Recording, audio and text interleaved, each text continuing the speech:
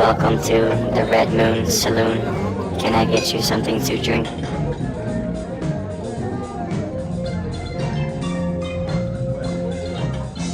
Alright everybody, welcome back to the Red Moon Saloon. We've been gone for a while, we're back. This is Gooch along with my main man, Krozzy. Hey, what's up everybody? Sorry for the delay. We haven't came out with a new episode here for, 3 or 4 weeks, something like that? Yeah, something like that. It's been kind of crazy. Yeah, we had to cut our last one short because finals were coming up and we're both in college full-time, so we had to really focus on passing our classes. And then, early, I can't even think, what's it called? What was the early release called? Early access? Early access, yeah, early access started. I got in on the third day. We were going to record an episode, but I got in, so I was all about my early access. So can't do much about that early access. Like it's gonna, definitely gonna do that instead of making our show. So of course, the thing we're making our show about is more important than the actual show. Right. Yeah, I got in on the third day, and I've been playing like a madman because I'm on winter break from school. So yeah, I've been playing from anywhere from 5 to 12 hours a day, and I'm currently level 44. I did a slash play before the show here, and I have 5 days and 12 hours since the third day of early access logged in my character. A lot of that's me, like, setting my my companions out to do their trade skills while I go eat or something or whatever. So a lot of it's AFK time, but yeah, it takes a long time to level. Takes a long time to level up, that's for sure. What have you been up to, Gooch?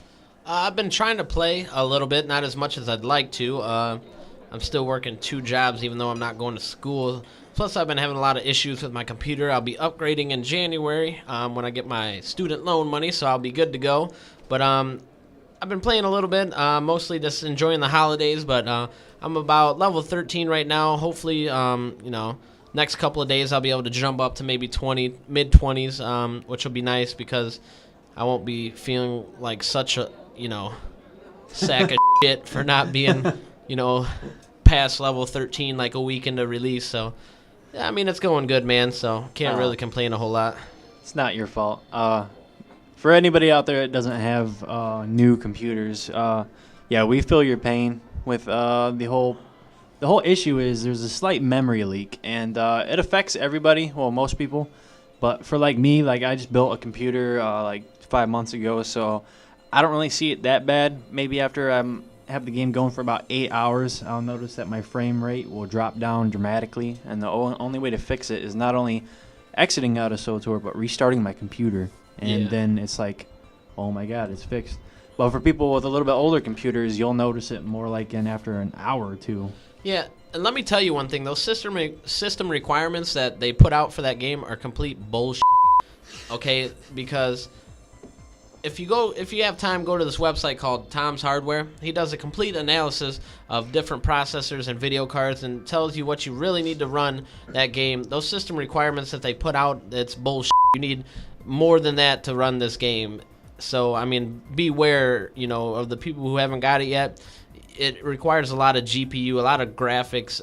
It puts a lot of strain on your graphics card. Not so much the processor, but you need a pretty, at least a medium level, definitely not an entry level graphics card. You got to have a little nuts under the hood, little balls under the hood when it comes to your graphics card. So just beware. So if anybody's interested, I'll link in the description to the video underneath. If you click to show more, I'll have a link to a nice webpage that we found if you're interested in upgrading your computer that lists GPUs, recommended GPUs in order of low grade to high grade, and processors and whatnot, so you can see what you can get away with for your money. Other news, our guild, Imitatio Day. ID. World first. Server first world bosses in Drummond Koss and Balmora.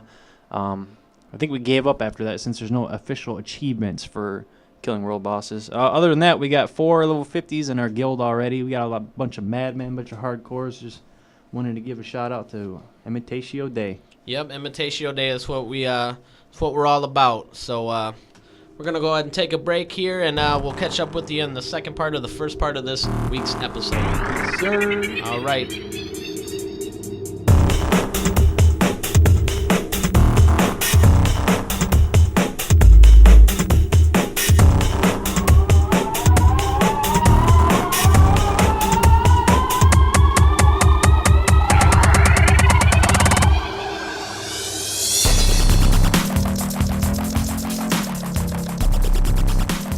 Let's talk about Warzones and PvP. So, Warzones, there's 3 Warzones out. You want to tell us a little bit about that, Gooch? Yeah, there's 3 different ones. There's the Hut Ball, there's Alderaan, and then there's Voidstar. Hut Ball's real fun. A lot of team-oriented, passing the ball, shit like that. Alderaan's kind of like defending, defending bases or nodes or whatever you want to call them. And then Voidstar is a little bit like, I don't know, hate to compare it to WoW, but it's like Strain of the Ancients on crack. So that's always fun. But yeah, I don't know, give us a little bit about your experiences on all these. There, Krasy. Well, let's talk a little bit more about Hut Ball. Hut Ball, there's a ball that spawns in the middle of the arena. There's a neutral ball. Neutral ball. Yeah. And yeah, there's like catwalks and stuff that you have to go across to get to the goal line. There's goal lines on each side, and the objective is just grab the ball, take it across the line. You get a hotkey that lets you throw the ball. You click it, and then you have to click on the ground. You don't click on somebody else. You get like a little AOE thing that you drag on the ground. I personally have mine to shift 2, so. Yeah, I got mine set to shift 5. Yeah. But yeah, make sure you throw it to an opponent, and if they're within the AOE effect that's on the ground, then they'll snag it up. If an enemy is in there, I think if the enemy is closer to the center of it than your ally, then they'll intercept it. Yeah, they'll actually intercept the ball, and then you'll get made fun of by one of the fat piece of shit huts that are commentating the game. Yeah, there's a commentator that'll make fun of you. But yeah, the goal is pass the ball. A lot of people don't like to pass the ball because they don't like to hit the hotkey. That's the key to Hut Ball, passing the ball. Yeah, pass the ball. A great strategy is if somebody's running the ball and they're going across the catwalks, first of all, take the top catwalk, because most likely somebody will try to knock you off there, and you might fall on the second catwalk, which is underneath of it, which you can still score across. Yeah. And so if you see somebody that has the ball, a teammate, run in front of them. Run in front of the fire gate, or grates that shoot up fire periodically. Run past that so that if the fire comes up, they can pass the ball to you if they're smart enough. Right. Then you can score. Yep. Then we got Alderaan. Alderaan's fun. I like this a lot. There's 3 separate nodes. The team that occupies the nodes for the longest, I do believe, wins. Lot of battle goes on here at this PvP. It's one of my favorite ones. I like it a lot.